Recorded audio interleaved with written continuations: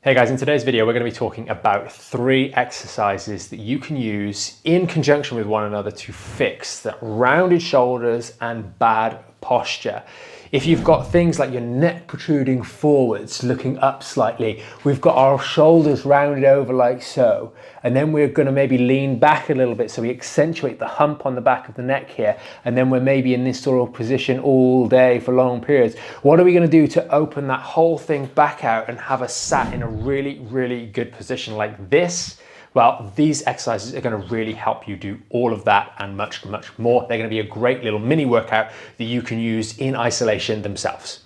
Having improved posture is going to help you in a number of different ways. It's going to help you open out your breathing. It's going to help you with just general feelings of self-confidence. You very rarely see someone walking along the street who is depressed, who is stood with their chest out and open, who's not feeling so great with their chest out and open. It also will help decrease certain areas sticking out a little bit more. Some people get a bit self-conscious of that bump in the back of your neck sticking out. Well, guess what? It doesn't stick out if we get our head up and our shoulders back. It just doesn't. It's much like our elbow. If we go like so, it sticks out. And the problem with this is if we are in that position, not only does it stick out and it looks unattractive, it also creates points of pain. It creates points of tension. For example, our head now is pushed forwards and it's pulling on that little vertebral point, and it's just creating a bit of kind of like repetitive strain injury, like we have with epicondylitis, tennis or golfer's elbow as well, and it's just not pleasant. So we wanted this video to be really practical. So let's get into these exercises. We'll go through one at a time, how you can do them with weight, and a little bit of a commentary on how you can do them without as well when you're just starting out. What we're going to do with these is we're going to start at the top part of the shoulders and middle back, then we're going to work our way down to finish up. We've got a chair, as you can tell. We've got a door anchor or a wall anchor. Now, we've got these drilled into the wall, but you can use it around a banister on the stairs. You can also use a door anchor if you're doing this from home in a low position. So we've got that low point. The low point here is really important because we're going to be coming up against that as we do this very first exercise. Now, you can always shadow these to begin with if you just want to get the movement right rather than using a resistance band. But if you're getting into them again, I would always start with a light resistance band and then build up from there first. So the shadowing of this movement that we're going to be doing is sit with your feet as wide as you can apart from one another. Some of you are going to be more flexible than me. Others of you aren't going to be this flexible. So it doesn't really matter, but just as wide as is comfortable. And what we're going to do is we're going to pivot forward on the hips, okay? We're not rounding our lower back like so. We're keeping our lordosis nice and engaged. And all we're doing is pivoting forwards and sticking our bum out as we come forwards with the hands. Then we're going to come back into a W position. So as we straighten back up to vertical, we're going to then bring our arms out into this W position. We don't need to be in nice and tight here. We can come out like so, and then we come back forwards, let the arms be pulled forwards, and then we're going to come back out into this W position. What that looks like with a couple of reps is going to be to grab hold of the band here, nice and engaged, come forwards, and of course, we have to keep our core engaged as we're doing this and our lower back muscles engaged because they are providing the support for our posture, which we'll get onto a little bit later on.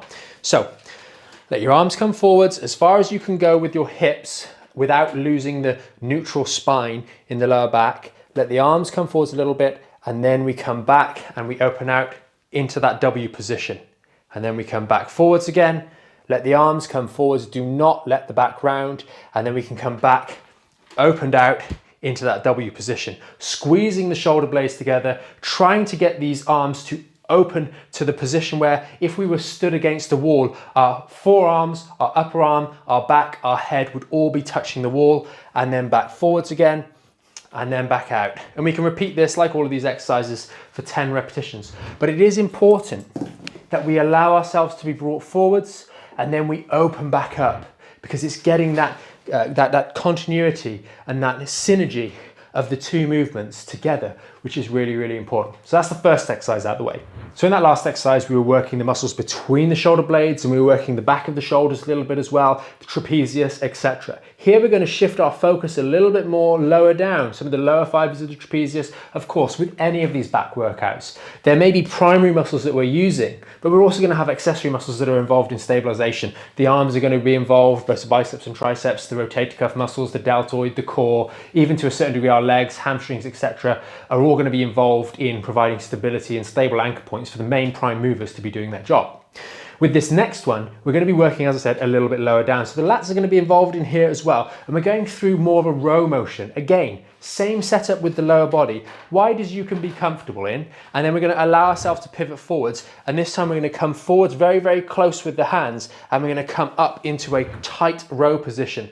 What should be happening here is our elbows and our arms, our forearm, if you will, should brush past our torso. We don't want anything flaring out like so. We brush past the torso, and really at the very end, those of you that have seen this before will see a little chest pop. Imagine there's a little hook on the bottom of your breastbone, and that's pulling you up into the corner of the room. So as you come back up and straighten up, your chest is pulled up into that direction there, and that's going to really help you get the engagement. And you will feel, contrary to the last one, you're going to feel those lats just under here really get engaged, and just around about where the bra strap would be on the back here, it's going to tighten up. So if we go through a couple of reps with the band again, you can do this same shadowed movement without the band, but obviously as you get on, you want to really build the strength in this area to hold your posture. You're going to have to use some element of resistance. So again, very important, we are not rounding our lower back.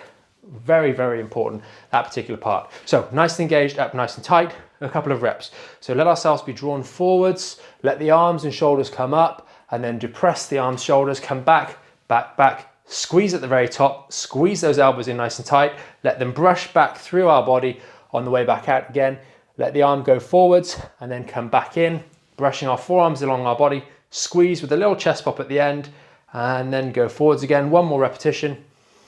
Let everything go forwards, let the arms come up, and then back and squeeze everything. We should not pay very close attention, be doing anything that looks like that, okay? Our shoulders should be depressed. Remember, we're fixing, not making worse, our rounded shoulders. So on these two exercises specifically, our shoulders, as they come up in this position or in this position, we should not be bringing our shoulders towards our ears. The ears have no business touching the shoulders, so we make sure they are depressed. And that really is so important for maintaining a non-rounded lower back, non-rounded upper back, and keeping our shoulders back as well. Please don't make that mistake. If you do, it's going to bother your neck, you're going to get irritation, possibly a little bit of neck and shoulder pain. So make sure you do not make that mistake. With the last two exercises, you might have noticed that this area of your lower back was getting involved to provide stability. Well, that's an integral part of posture. And this last one that we're going to do, the hip hinge, is going to really reinforce that lower back section now. We've already worked and pre-fatigued the upper back muscles, the middle back muscles, the kind of the mid to lower back muscles with our posture movement, the W raise or W open out, and then the row as we were doing that forward and backward motion with our torso. Now we're going to really focus on this. And this is one which you'll probably be able to increase your resistance the most, the weights that you're using the most, the quickest, to reach that certain level of sort of threshold, if you will. Whereas the others, especially the first one, you're naturally going to be able to be stuck using a relatively lighter weight. The second exercise, you're going to be able to use a little bit more because we're using larger, stronger muscles. In this exercise, we're going to be using stronger muscles still. Yes, our glutes are going to be involved, our hamstrings are also going to be involved, really acting as that pulley system to keep our posture nice and upright. They all these muscles act as a continuous sheet of muscle rather than the way in which we learn them very segmented in terms of anatomy. So we're going to grab our band. You can use a kettlebell if you wish, something like those down the bottom there, but I'm just going to use a band to keep it simple. Same piece of equipment the whole way through, just to show you guys that you can do this. You can just keep it nice and simple. We're going to stand with our feet a little bit wider apart. We're going to have the band low down like so. You might want to just adjust it so you've got a little bit less tension on the band.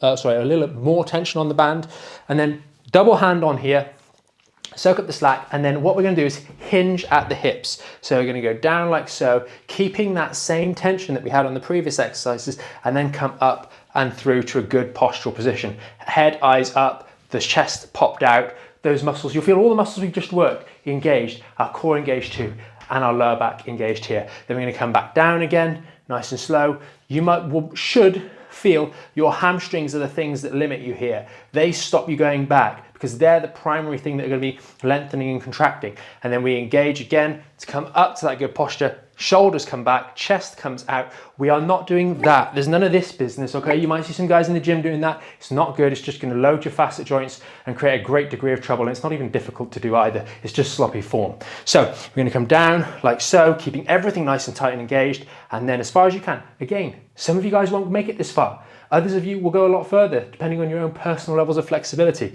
And then we're going to come straight back up, to standing nice and tall, chest up and out, and that is the movement done.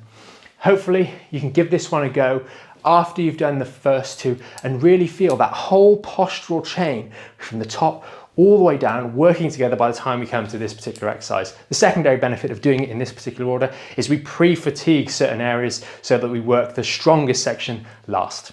Hopefully you found this video helpful. We've worked the muscles of the upper back, the traps, mid-traps, the lower section of the trapezius muscles alongside those lats. We've then been working that lower back, those lumbar erector spinae muscles the whole time, as well as the glutes and hamstrings to finish up, and arguably the calves too. Hopefully this has been a really great workout for you to help you open those shoulders back out again and sort your posture out for good. It's not going to have, or it will have immediate effects while you're doing it. You're gonna feel great, you're gonna feel really open, you're gonna feel maybe upright for the first time. But it's with time, repetition, revisiting this sort of workout on a regular basis that's going to really yield the best results, as well as, of course, being more conscientious about these things, thinking about it more on a daily basis, thinking about how you hold yourself and not getting caught out doing things in an inappropriate manner. If you are working hard with these exercises, maybe you do them a couple of days on the trot, you might well feel the first couple of times you've done them a little bit sore in the muscles that we've discussed, and that is entirely and completely normal. To the degree you feel that, you probably needed to work these a little bit sooner. So just bear in mind that soreness after doing this sort of workout will become less and less and less, and that's kind of your cue to step it up, increase the resistance a little bit, work a little bit harder to make sure that you're continuing to stimulate your body enough to make change. If you do find these sorts of little mini workouts helpful, then definitely check out the Back in Shape program, where we've got full support in 4 phases and much, much more to help you guys go through and really rebuild not only your posture, but your back in general, get the whole thing back in shape, get fitter, get stronger, get healthier, and more resilient to injuries for the long term. Again, if you have any questions, you've tried these, maybe you found them a little bit difficult, maybe you weren't quite sure, you've got some questions for clarification, we've got a YouTube comment section. Please feel free to use it in the comments below. Let us know how you found it and let us know if you have any questions. As always, if you know someone else that's struggling, please consider sharing this video with them. If you did find it helpful, give it a thumbs up. Remember, you can always subscribe to the channel and hit that notification bell so you know when we release our weekly videos, and also when we release a new episode of the Back in Shape podcast as well. Thanks for watching. We'll see you in the next one.